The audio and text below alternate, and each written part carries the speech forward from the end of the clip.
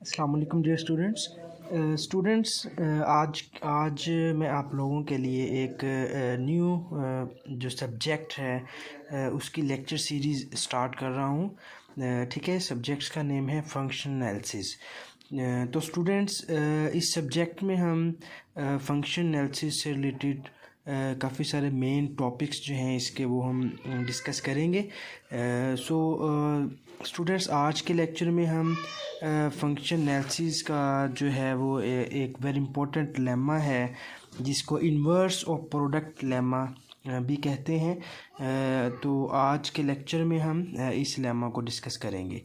तो students, first of all हम ये देख लेते हैं कि ये इन्वर्स ऑफ प्रोडक्ट है क्या, और इसमें हमने करना क्या है इस थ्योरम में और इस लेमा में। तो स्टूडेंट्स, सबसे पहले इधर हमारे पास ये टू ऑपरेटर्स हमने डिफ़ाइन किए हुए हैं। ठीक है, फर्स्ट ऑपरेटर हमारा टी है जिसको हमने एक वेक्टर स्पेस एक्स से वेक्टर स्पेस वाई में डिफ़ाइन किया हुआ है। एंड सिमिलरली हमारे पास एक एन अदर लीनियर ऑपरेटर है जिसको हमने वेक्टर स्पेस वाई से वेक्टर स्पेस जी में डिफ़ाइन किया हुआ है। ठीक है, और ये बोथ ऑपरेटर्स हमारे बाइजेक्टिव ऑपरेटर्स हैं। ये दोनों ऑपरेटर्स हमारे बाइजेक्टिव लीनियर ऑपरेटर्स हैं। तो देन इन जो टी ऑपरेटर हमने डिफ़ाइन किया है वो एक्स वेक्टर स्पेस से वाई में डिफ़ाइन किया है। एस जो हमारा लीनियर ऑपरेटर है इसको वाई से जी में डिफ़ाइन किया है। एंड सिमिलरली हमने ये प्रूव करना है कि जो हमारी एस टी इनवर्स है, ये एस टी इनवर्स जो हमारा ये जो एस और टी ऑपरेटर की प्रोडक्ट का इनवर्स जो है वो डिफ़ाइन होगा वेक्टर स्पेस जी से वेक्टर स्पेस एक्स में।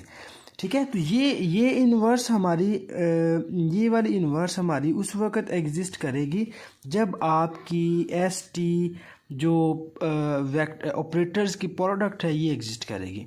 ओके, अगर जब एस और टी की प्रोडक्ट अगर एग्जिस्ट करेगी तो देन इसका इन्वर्स की देन इनके प्रोडक्ट का इन्वर्स जो है वो भी एग्जिस्ट करेगा। और ये प्रोडक्ट जो है प्रोडक्ट का इन्वर्स जो है ये हमारा इक्वल होगा S T whole inverse is equal to T inverse and S inverse. Okay, so इस प्रोडक्ट का जो होल इन्वर्स है वो हमारा T inverse into S inverse के इक्वल होगा। तो इस चीज़ को स्टूडेंट्स हमने आज के लेक्चर में प्रूव करना है। तो इसमें जो सबसे पहले हम देख लेते हैं, पहले तो मैं इसको एक डायग्राम की मदद से मैं कोशिश करता हूँ इसको एक्सप्लेन करने की।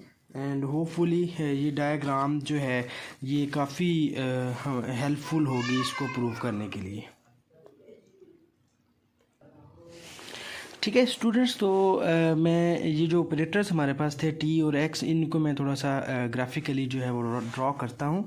ठीक है, ये हमारे पास टी ऑपरेटर है जिसको हमने X vector space Y vector space में डिफ़ाइन किया है। तो इसका मीनिंग ये है कि जब हम टी को एक्स के किसी भी एलिमेंट पे अप्लाई करेंगे तो इसकी आउटपुट हमें वाई में मिलेगी। तो इसकी आउटपुट जो है वो कुछ इस फॉर्म में मिलेगी हमें, T of X is equal to Y. Okay, ये हमारे पास है ऑपरेटर टी जिसको हमने डिफ़ाइन किया है वेक्टर स्पेस एक्स से वेक्टर स्पेस वाई में। सिमिलरली ये जो है ये हमारे पास ऑपरेटर एस है। जो एस ऑपरेटर है हमारा इसको हमने डिफ़ाइन किया हुआ है वेक्टर स्पेस वाई से वेक्टर स्पेस जी में। ओके, तो ये ऑपरेटर क्या होगा, इसमें ये होगा कि हम एस को वाई के किसी एलिमेंट पे अप्लाई करेंगे और इसकी आउटपुट जो है वो हमें इस जी वेक्टर स्पेस में मिलेगी। ठीक है, तो इसका मतलब ये है कि हमारा जो वाई वेक्टर स्पेस में हमने जो एलिमेंट लिया हुआ है वो टी ऑफ एक्स है, या आप इसको इन अदर वर्ड्स वाई कह लें। ठीक है, तो जब हम इस एस को टी ऑफ एक्स पे अप्लाई करेंगे तो इसकी आउटपुट जो है वो हमें जी में मिल जाएगी। वो कुछ इस फॉर्म में होगी, S T of X is equal to S of Y and S of Y is equal to G. तो ये इन दोनों नोटेशंस को हमने जी के इक्वल सपोज कर लिया, या आप कह लें कि ये जो आउटपुट है हमारी, ये आउटपुट हमें इस वेक्टर स्पेस जी में मिल जाएगी। ठीक है, तो सिमिलरली अब हमने तो अब फर्स्ट हमने डिफाइन कर लिया ये ऑपरेटर टी और ऑपरेटर एस। अब हम इनकी जो प्रोडक्ट होगी एस और टी की जो प्रोडक्ट है हमारे पास, ये प्रोडक्ट इसमें अगर आप देखें तो जो इसके इन्वर्स की प्रोडक्ट है वो हमने डिफाइन की है जी से एक्स में। तो डेफिनेटली जो हमारा एस और टी की प्रोडक्ट होगी उसको हम एक्स वेक्टर स्पेस से जी वेक्टर स्पेस में डिफाइन करेंगे। ठीक है, तो इसका मतलब ये हुआ कि जो प्रोडक्ट है हमारे पास वो ये वाली होगी। ठीक है, ये आपकी जो एस टी की प्रोडक्ट है इसको हम डिफाइन करेंगे वेक्टर स्पेस एक्स से वेक्टर स्पेस जी में। तो इसका मीनिंग क्या हुआ कि जब आप एस टी को एक्स के किसी एलिमेंट पे अप्लाई करेंगे तो इसकी आउटपुट डायरेक्ट हमें इस जी में मिल जाएगी। ठीक है, तो सिमिलरली ये हमारे पहले हमने इसमें डिफ़ाइन किया जो लीनियर ऑपरेटर टी है इसको हमने एक्स वाई में डिफ़ाइन किया। ये हमारे पास एस ऑपरेटर था, इसको हमने इस वेक्टर स्पेस वाई से जी में डिफ़ाइन किया। एंड इन दोनों की जो प्रोडक्ट थी एस टी, इसको हमने डिफ़ाइन कर दिया एस वेक्टर स्पेस से जी वेक्टर स्पेस में। ओके, सिमिलरली अब हम कुछ इनका इन्वर्स जो है उसको भी देख लेते हैं। ये जैसे कि आप जानते हैं कि t को हमने डिफ़ाइन किया है x वेक्टर स्पेस से y में। एंड सिमिलरली जो अब t का इन्वर्स होगा ये t का इन्वर्स होगा, t का इन्वर्स हमने डिफ़ाइन कर लिया y वेक्टर स्पेस से x में। सिमिलरली जो s का इन्वर्स है इसको हमने डिफ़ाइन कर लिया जी वेक्टर स्पेस है वाई वेक्टर स्पेस में। ओके, तो सिमिलरली जो आपके पास ये एस और टी की प्रोडक्ट है तो इसका जो इन्वर्स होगा, प्रोडक्ट का जो इन्वर्स होगा वो ये वाला होगा। ओके, ये एस टी का इन्वर्स है, ये इन्वर्स हमने डिफ़ाइन कर लिया इस जी वेक्टर स्पेस है एक्स वेक्टर स्पेस में। ओके, तो स्टूडेंट्स इस डायाग्राम की मदद से हम बहुत आसानी से इस थ्योरम का प्रूफ जो है वो हम कर लेंगे। ठीक है स्टूडेंट्स, अब हम इसका जो सॉल्यूशन है उसकी तरफ आते हैं। तो सॉल्यूशन में अगर आप सबसे पहले देखें तो इसमें जो चीज़ हमारे पास आती है जी, तो स्टूडेंट्स इसमें जो हमारे पास सबसे पहले जो चीज़ आती है उसको हम लिखते हैं कि हमने इधर जो टी ऑपरेटर डिफ़ाइन किया था, ये वाला टी ऑपरेटर हमने डिफ़ाइन किया था एक्स वेक्टर स्पेस से वाई वेक्टर स्पेस में। ठीक है, तो इसको थोड़ा सा मैथमेटिकल हम लिख लेते हैं। मैथमेटिकल इसको आप ऐसे लिख सकते हैं T of X is equal to Y. Okay, इसके बाद हमने क्या किया, एस ऑपरेटर डिफाइन किया हुआ था वाई वेक्टर स्पेस से जी वेक्टर स्पेस में। इसको हम लिखते हैं X is defined from vector space Y to vector space G. And इसको हम मैथमेटिकली ड्रॉ अगर करते हैं तो इसको कुछ इस फॉर्म में करेंगे, S into T of X is equal to S of Y, okay, and S of Y is equal to, ठीक है, तो एस ऑफ वाई की जो प्रोडक्ट है ये प्रोडक्ट हमें जी में मिलेगी, जी वेक्टर स्पेस में मिलेगी, तो ये हमारा इक्वल आ जाएगा एस ऑफ जी के। ओके, इसके बाद हमने क्या किया, एस और टी की प्रोडक्ट को डिफाइन किया। ये प्रोडक्ट जो है हमारी एक्स वेक्टर स्पेस से जी वेक्टर स्पेस में जाएगी। तो इस प्रोडक्ट को हम कुछ इस फॉर्म में लिख सकते हैं, S T product is defined from vector space X to vector space G. And mathematical इसको हम इस फॉर्म में लिख सकते हैं, S T of X is equal to G. ठीक है, ये इसकी प्रोडक्ट जो है वो हमें ये जी वेक्टर स्पेस में मिलेगी और उसका कोई भी एक एलिमेंट हमने जो है वो जी ले लिया। ठीक है, तो सिमिलरली अब फर्दर हम इसमें ये करेंगे कि ये जितने भी हमने ऑपरेटर्स ये डिफ़ाइन किए, हमने टी ऑपरेटर डिफ़ाइन किया है, हमने एस ऑपरेटर डिफ़ाइन किया है और एस टी डिफ़ाइन किया है। अब हम इन तीनों ऑपरेटर्स का जो इन्वर्स है वो हम डिफ़ाइन करते हैं। ठीक है, तो तो ये जो टी ऑपरेटर हमने डिफ़ाइन किया था एक्स वाई में, तो इसका जो इन्वर्स है वो टी इन्वर्स होगा, और टी इन्वर्स जो है इसको हम डिफ़ाइन करेंगे वाई ऑपरेटर से, इसको डिफ़ाइन करेंगे वाई से वाई वेक्टर स्पेस से जी वेक्टर स्पेस में।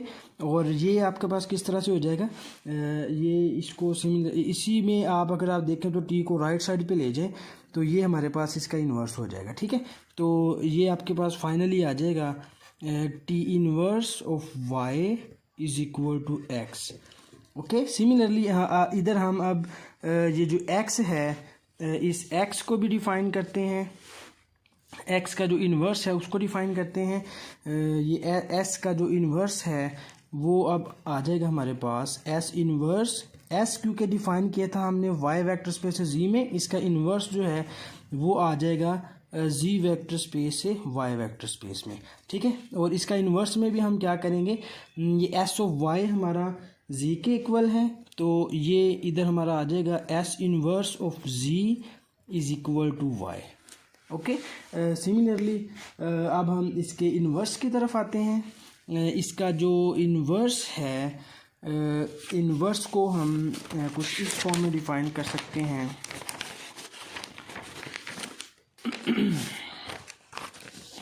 सिमिलरली अब हम आते हैं इसके इन्वर्स की तरफ, तो ये एस टी का जो इन्वर्स है ये हमारे पास आ जाएगा एस टी इन्वर्स। अब क्योंकि इधर एस टी हमने डिफ़ाइन किया हुआ है एक्स वेक्टर स्पेस से जी में, तो इसका जो इन्वर्स होगा ये हमारा आ जाएगा जी वेक्टर स्पेस से वाई वेक्टर स्पेस में। और इसको भी मैथमेटिकली हम कुछ इस फॉर्म में ड्रा कर सकते हैं, S T inverse of G is equal to Y. इसका जो हमें सॉरी ये एस टी की जो प्रोडक्ट थी ये हमने एक्स से जी में डिफ़ाइन की थी, तो ये जी से एक्स वेक्टर स्पेस में जाएगा इसकी आउटपुट, ठीक है। तो ये हमारा एस टी इन्वर्स ऑफ जी जो है ये इक्वल आ जाएगा एक्स के। ओके, तो इसको हमने इक्वेशन नंबर 1 कह दिया। अब हमारा जो फाइनल जो टारगेट है वो हमने ये प्रूव करना है कि S T inverse is equal to T inverse into S inverse. Okay, ये हमारा फाइनल टारगेट है। तो अब ये हमने कुछ जो इसके पर जो ऑपरेटर्स थे वो हमने सारे ऑपरेटर्स डिफ़ाइन किए, और साथ साथ हमने इनके इन्वर्सेस जो थे वो भी डिफ़ाइन किए। अब हम अपने फाइनल टारगेट की तरफ आते हैं। तो इसमें सबसे पहले जो हमने जो चीज़ करनी है प्रूव, तो उसकी तरफ आते हैं। तो इसमें अगर आप देखें तो ये T inverse into S inverse ये हमारे पास ऑपरेटर है। इसको हमने इसको स्टूडेंट्स ये आप देख लें कि जो चीज़ हमने प्रूव करनी थी, एक्चुअली जो हमारा क्लेम है वो ये है कि हम ये प्रूव करना चाह रहे हैं कि S T inverse is equal to T inverse into S inverse. तो स्टूडेंट्स इधर आप ये समझ लें कि हम इसका पहले लेफ्ट हैंड साइड का आंसर, लेफ्ट हैंड साइड को आंसर निकालेंगे, फिर राइट हैंड साइड का आंसर निकालेंगे। अगर ये दोनों आंसर्स हमारे इक्वल आ जाएंगे तो हम ये कह देंगे कि ये हमारा होल जो ये टर्म है या ये होल एक्सप्रेशन जो है ये हमारा इक्वल होगा। तो इधर हमने यही किया है कि हमने इधर पहले ये इसकी लेफ्ट हैंड साइड को सॉल्व कर लिया। ओके, जो ये लेफ्ट हैंड साइड का जो आंसर हमारे पास आया है वो एक्स आ गया है। तो सिमिलरली अब हम इसकी राइट हैंड साइड जो है इसको भी सॉल्व करेंगे। तो राइट हैंड साइड के लिए भी ये हमारी राइट हैंड साइड जो है ये भी हमारा ऑपरेटर जो है वो हम डिफ़ाइन करेंगे जी से एक्स में।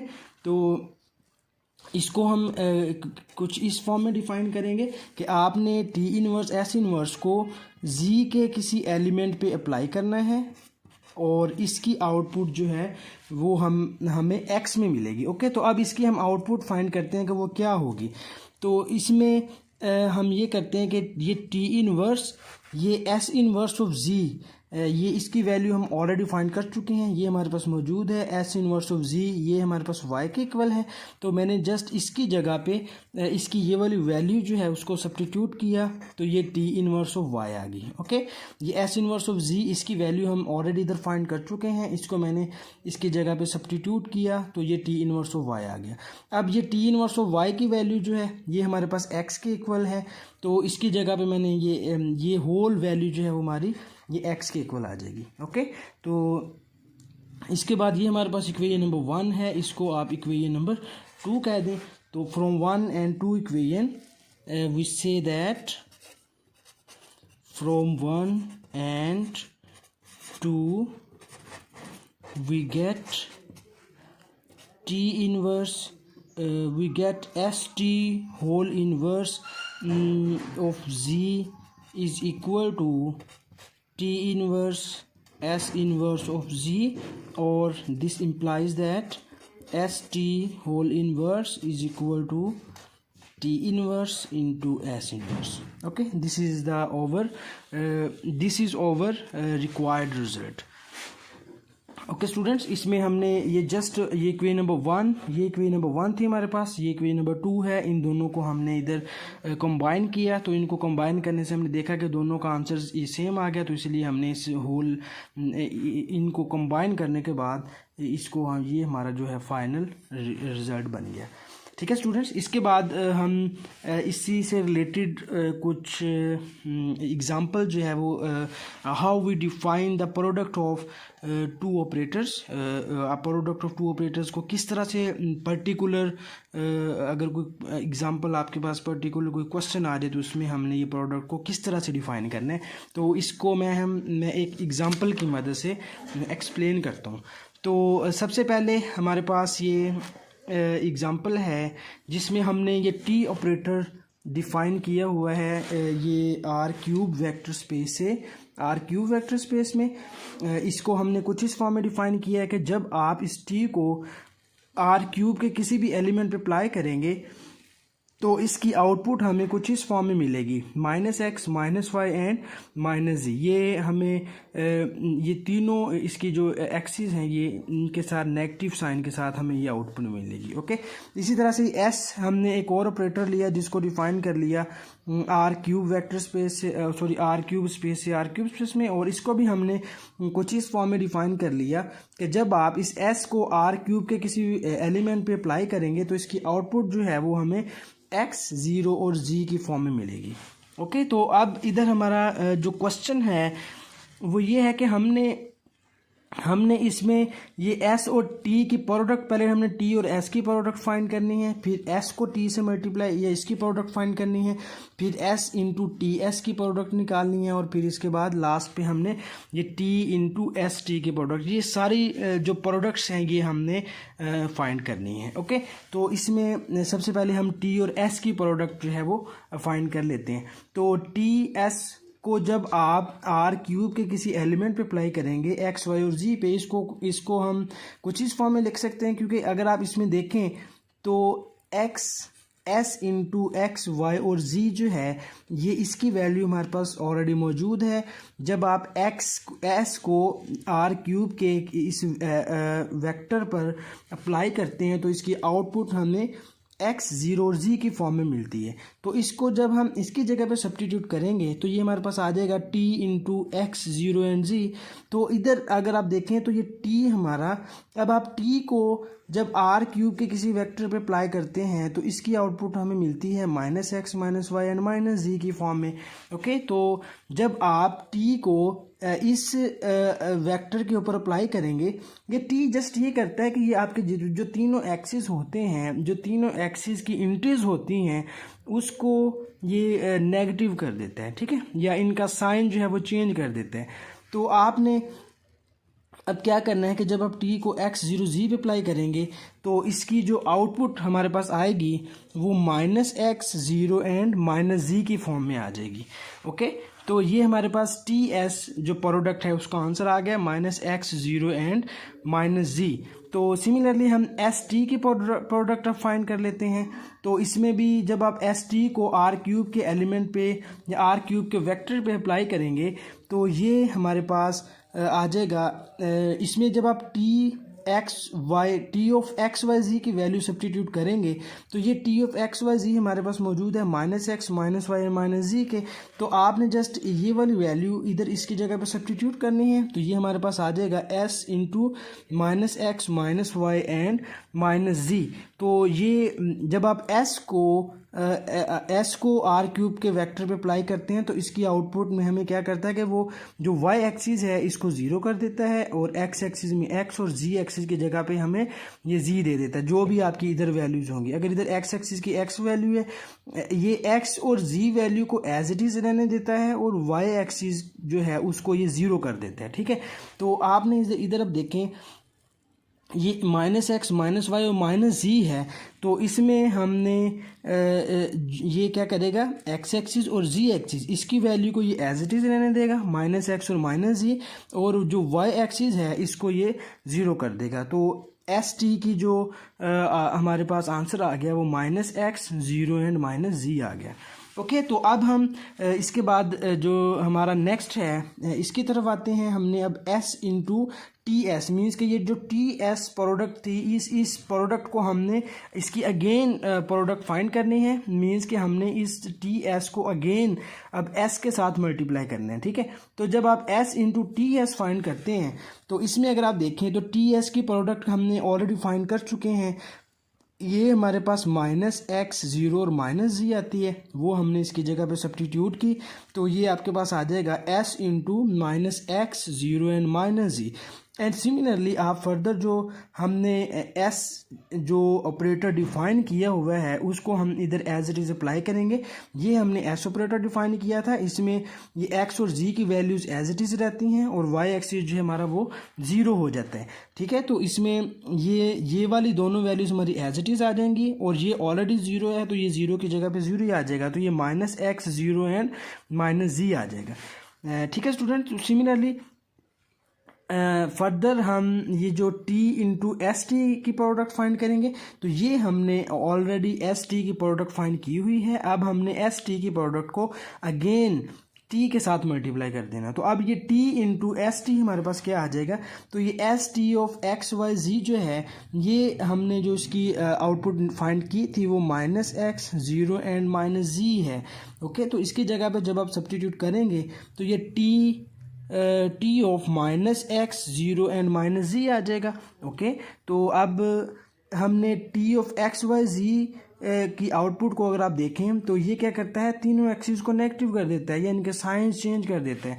तो इसमें आप देखें अब जब आपने टी को इस वेक्टर पे अप्लाई करना है तो इसने जस्ट ये करना है कि इसने इन तीनों के जो साइंस हैं वो चेंज कर देने हैं। तो ये माइनस एक्स जो है ये प्लस एक्स हो जाएगा और ज़ीरो जो है ये ज़ीरो ही रहेगा और जो माइनस जी है ये प्लस जी हो जाएगा। ओके, तो ये हमारे पास एक एग्जांपल थी प्रोडक्ट ऑफ ऑपरेटर्स से related.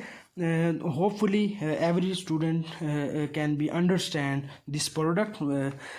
So next student we will also discuss some example which is related to this example, and before discussing the next example we will first discuss the definition of commutativity of a linear operator. Okay, तो अब हम पहले ये commutativity की definition देख लेते हैं। वैसे तो commutativity की definition hope so every student is know about the commutativity. So in operator the definition is same as well, you know already.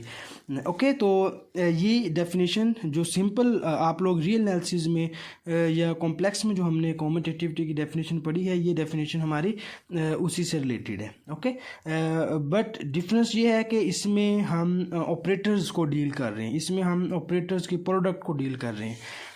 तो स्टूडेंट्स इसमें यह है कि आपके पास अगर x कोई भी वेक्टर स्पेस है और s हमने ये कोई ऑपरेटर लिया जिसको हमने x वेक्टर स्पेस x में डिफाइन किया और t हमने कोई ऑपरेटर लिया जिसको हमने x वेक्टर स्पेस से x में ही डिफाइन किया, तो देन ये s एंड t जो है ये हमारे पास उस वक्त कम्यूट करेंगे जब आपके पास एस टी जो है ये इक्वल आ जाए टी एस के, या फिर S T of X equal आ जाए टी एस ऑफ एक्स के। ओके, तो ये टू कंडीशन ये दोनों इक्विवेलेंट कंडीशंस हैं, तो दोनों में से आप कोई भी इसमें लिख सकते हैं।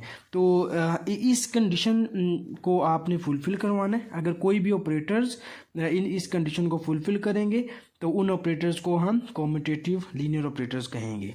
ओके, तो इस कम्यूटेटिविटी जो है वो हम एक एग्जांपल की मदद से चेक कर लेते हैं।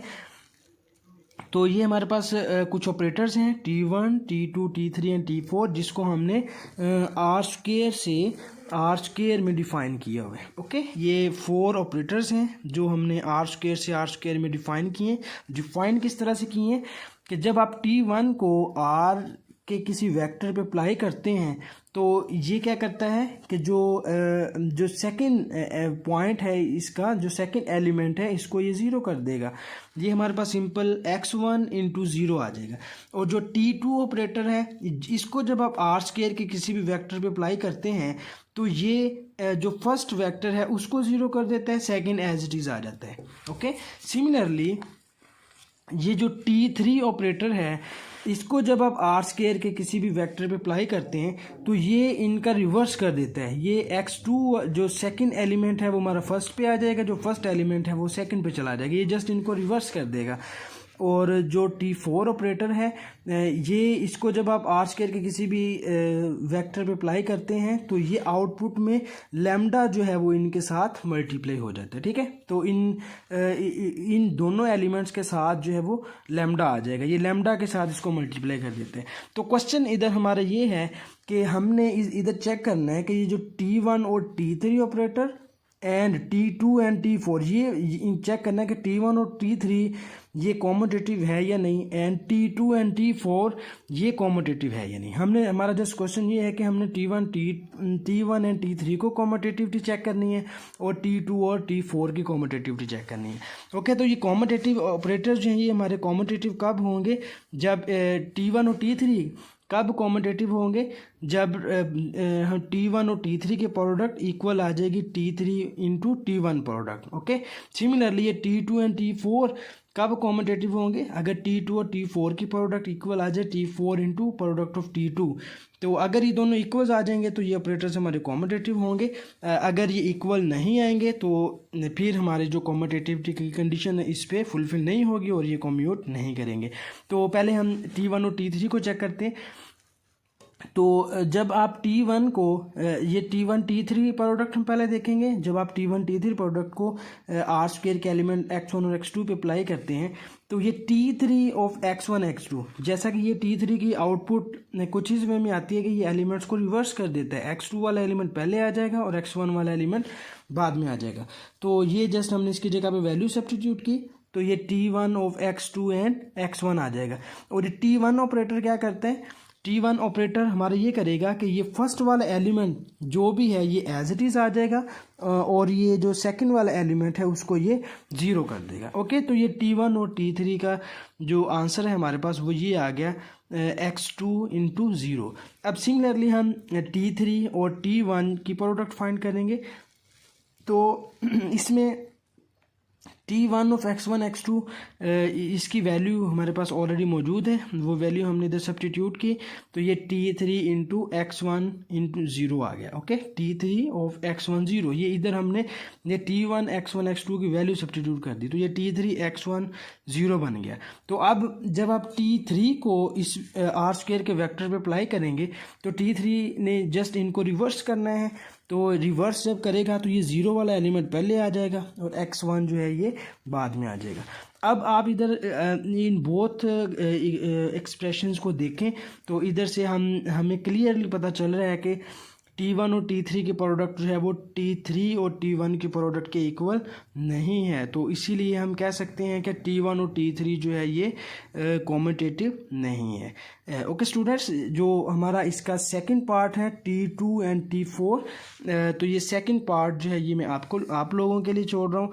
तो इस सेकंड पार्ट को आप लोगों ने खुद इसी पैटर्न पे इसको चेक करना है कि क्या ये T2 और T4 जो हैं ये कॉम्यूटेटिव है या नहीं, बिल्कुल इसी तरह से इस प्रोडक्ट की फॉर्म में। ओके स्टूडेंट्स, तो इसको आप लोगों ने खुद ट्राई करना है एंड होपफुली सब स्टूडेंट्स को इस प्रोडक्ट ऑफ ऑपरेटर्स के बारे में ये लेक्चर प्रोडक्ट के बारे में काफ़ी हेल्पफुल होगा और आप लोगों को इस कॉन्सेप्ट की समझ आ गई होगी। Okay, thank you so much.